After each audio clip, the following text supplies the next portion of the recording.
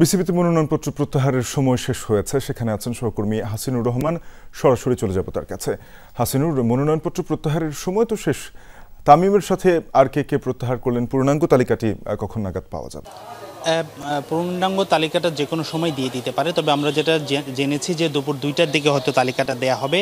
তবে আমার কাছে অনানুষ্ঠানিকভাবে একটা তালিকা আছে, আমরা বিভিন্ন সংগঠকদের কাছ থেকে পেয়েছি। এখন পর্যন্ত 15 জন প্রত্যাহার করেছে। আমি একটু নামগুলো একটু বলে দিই: তামিম ইকবাল, রফিকুল ইসলাম বাবু, মাসুদুজ্জামান, সাইদ ইব্রাহিম আহমেদ, মীর হেলাল, ইনি চট্টগ্রাম জেলা থেকে, ইনি ক্যাটাগরি 1-এ পড়েন, ক্লাব ক্যাটাগরিতে নয়।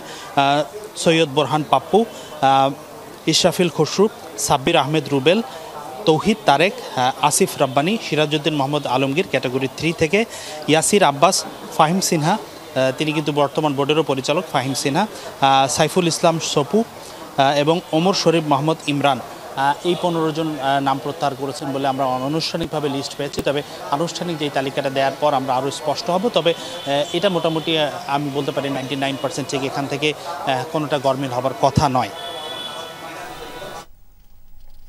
ঢাকা বিভাগ থেকে তো আমরা আমিনুল ইসলাম বুলবুল, নাজমুল আবেদিন ফাহিমের সাথে তামিম ইকবালের প্যানেল থেকে ফুয়াদ রেদওয়ানের প্রার্থিতার কথা শুনছিলাম।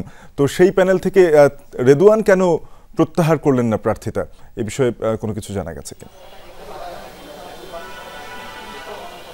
না, এই বিষয়ে রেদওয়ান তিনি তো আসেননি, তার কাছ থেকে আমরা স্পষ্ট ধারণা পাইনি তিনি কেন প্রত্যাহার করেননি। তবে অনানুষ্ঠানিকভাবে শুনেছি, এই প্রশ্নটা আমাদের মনেও এসেছিল, আমরা শুনতে পেয়েছি এবং এটাও শুনেছি যে তাকে বলা হয়েছিল প্রত্যাহার করার জন্য, কিন্তু তিনি যেহেতু লম্বা সময় ধরে কাউন্সিলর হতে পারেননি এবং তার যেই জেলাগুলো আছে তিনি কাউন্সিলরশিপ পেয়েছেন, তিনি নির্বাচনে লড়াই করতে চান, এটা হয়তো তার ব্যক্তিগত সিদ্ধান্ত যে তিনি যে সম্ভাবনা ছিল বা একটা জোট বা কোরাম যেটাই বলি তার বাইরে থেকে তিনি কম্পিট করতে পারেন।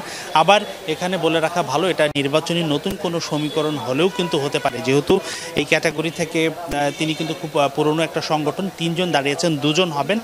এখানে আমার মনে হয় আমিনুল ইসলাম বুলবুল এবং নাজমুল আবেদিন ফাহিম যে কোনো একজনকে তিনি কঠিন লড়াইয়ের মধ্যে ফেলতে পারেন। তিনি যদি নির্বাচিত হয়েও আসেন সেটাও কিন্তু অবাক হওয়ার থাকবে না, কেননা তিনি খুব পুরনো এবং জনপ্রিয় একজন সংগঠক। হাসিনুর, ঘটনা বহুল এই দিনের অনেক তথ্য জানছিলাম আপনার কাছ থেকে, ধন্যবাদ আপনাকে।